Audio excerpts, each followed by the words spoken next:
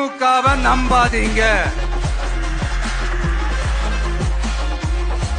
அவங்களுக்கு உங்களை நம்ப வச்சு ஏமாத்துறது தான் அவங்க வேலையே. சரி, கவர்மெண்ட பத்தி நாம சொல்லியே ஆகணும். இது டெபினட்டா தமிழ்நாட்டுல இருக்கிற மாதிரி நம்ம திமுக கவர்மெண்ட் மாதிரி கிடையவே கிடையாது.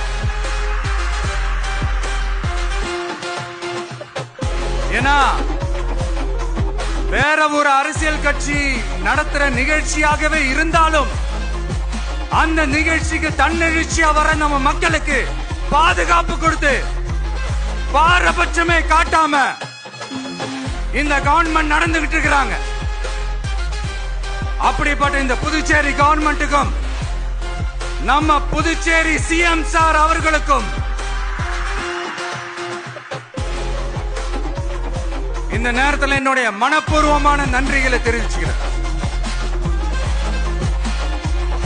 இத பார்த்தாவது தமிழ்நாட்டில் இருக்கிற அந்த திமுக கவர்மெண்ட் கத்துக்கிட்டா நல்லா இருக்கும்.